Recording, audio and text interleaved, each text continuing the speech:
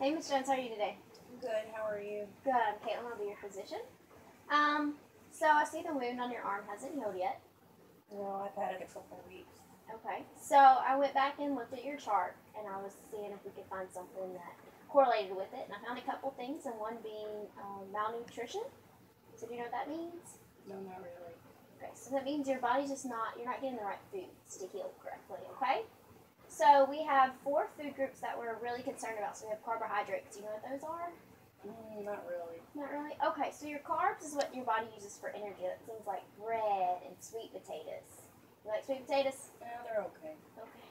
So those are your carbs, so your body uses that for energy. And then we have what's called proteins. You know what those are? No. Okay, so proteins are used to heal when you get injured, so it repairs the tissue. Now, like I said, your body likes carbohydrates for energy and for the healing process. So if we don't take in enough carbohydrates, then our body breaks down those proteins, and it breaks those down into smaller subunits called amino acids, which slow down the healing process. Okay, so now next we have fats. So that's our third food group. You know what fats are? Somewhat. Somewhat. Okay, so we need fat so that we can get our vitamins, so our fat-soluble vitamins that go through the bloodstream. So A, E, and K to go through the bloodstream. So we need fats to move the vitamins to heal the body. Okay? Lastly, I want to talk about water, Miss Jones. I see you got a water bottle with you, but I look back and you were slightly dehydrated. So the body's made of 50% water. So we need to take in more water so that we can heal. So the goal of all these is to heal.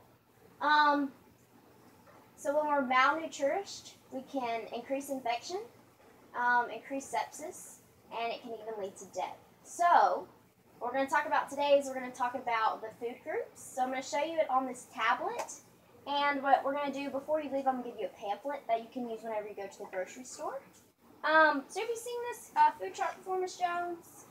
Yeah, I've seen it, but I don't really know what it is. Okay, so we're going to go over this today just so we kind of understand. So right here, the big one right here is the grains. So that's kind of like the carbohydrates that we were talking about. You see like the pastas and the breads. And you want to take in 6 ounces of that a day, okay? So remember we talked about that? Carbs equal energy equal healing, okay? And then next we have our vegetables, and you want to take in 2.5 cups of your vegetables, your lettuce and your broccoli. Then we have our fruits. We want to take in 2 cups of, a cup and a half of fruit a day. Next we have our milk. So that's our dairy. That's 3 cups. And then lastly over here we have our fats and beans, so our proteins and stuff. We're going to take in 5 ounces of that. And then lastly, remember that fat I talked about for the A, E, and K vitamins that help for healing? Okay, so this is your food chart. I'm gonna let you have a pamphlet of this so that you can take it to the grocery store, okay? You understand a little bit better now? Somewhat. Okay, so, do you have access to a grocery store? You drive, Miss Jones? I do. Okay, so if we give you these tools, do you think you can work on it a little bit better? I can try. Okay, so what we're going to do is we're going to monitor that wound for a few more weeks, maybe 2 or 3, and we're going to see if you can, go to the grocery store and use this to good use. If not, we're going to have to refer you to a nutritionist, okay? Okay. Okay, Miss Jones.